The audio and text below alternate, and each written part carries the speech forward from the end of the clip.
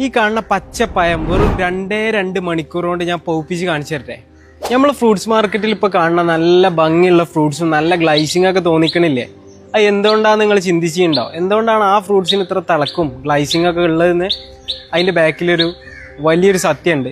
ഈ സാധനം എന്താണെന്നറിയോ? ഇതാണ് ടാക്പോൺ, അതായത് എത്തിപ്പോൺ കെമിക്കൽ വരുന്ന ഒരു സാധനമാണ്.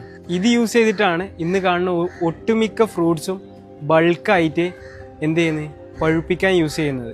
ഇത് നമ്മൾ യൂസ് ചെയ്ത് കഴിഞ്ഞാൽ നമുക്ക് ഉണ്ടാവുന്ന ദോഷങ്ങൾ എന്ന് പറയുന്നത് അത്യാവശ്യം നല്ലപോലെ ദോഷങ്ങൾ വരുന്ന ഒരു കെമിക്കലാണ്.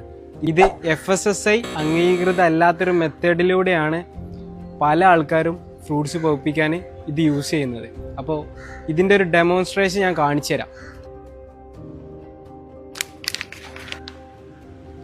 ഇവിടെ മാർക്കിങ്സ് വരുന്നുണ്ട് ഈ ഫ്രൂട്ടിൻ്റെ. ഈ സെയിം ഫ്രൂട്ടിനെ ഞാൻ 2 മണിക്കൂർ കഴിഞ്ഞിട്ട് നിങ്ങൾക്ക് ഇതിൻ്റെ റിസൾട്ട് കാണിച്ചു തരാം. നമ്മളിപ്പോൾ നമ്മളെ പച്ചപ്പയം എത്തിപ്പോൺ യൂസ് ചെയ്തിട്ട് സ്പ്രേ ചെയ്ത് വെച്ചിട്ടുണ്ട്. കാണാൻ പറ്റുമെന്ന് വിചാരിക്കണം നിങ്ങൾക്ക്. ഇപ്പോൾ ഏകദേശം 2:30 മണി ആയിട്ടുണ്ട്. എല്ലാവർക്കും കാണാൻ പറ്റുമെന്ന് വിചാരിക്കണം. നമ്മൾ ഏകദേശം 2 മണിക്കൂർ കഴിഞ്ഞിട്ട് ഇതിൻ്റെ റിസൾട്ട് നിങ്ങൾക്ക് കാണിച്ചു തരാം. നിങ്ങൾ നെട്ടാ റെഡി ആയിക്കോളി. അപ്പോൾ ഏകദേശം 2 മണിക്കൂർ കഴിഞ്ഞിട്ട് നമ്മൾ ചെയ്ത് വെച്ചിട്ട് അതിൻ്റെ റിസൾട്ട് നിങ്ങൾക്ക് കാണിച്ചു തരാം. ഇതാണ് ഇതിൻ്റെ റിസൾട്ട്. ഇനി ഞാനിത് കടയിൽ നിന്ന് വാങ്ങിയ പുതിയ പയാണെന്നൊന്നും ആരും പറയാൻ നിൽക്കേണ്ട. അതിൻ്റെ മാർക്കിങ്സ് ഒക്കെ നോക്കിയാൽ കാണാൻ പറ്റും. ഇത് ഞാൻ ഇതിൻ്റെ മുന്നത്തെ വീഡിയോയിൽ കാണിച്ചിട്ടുണ്ട്.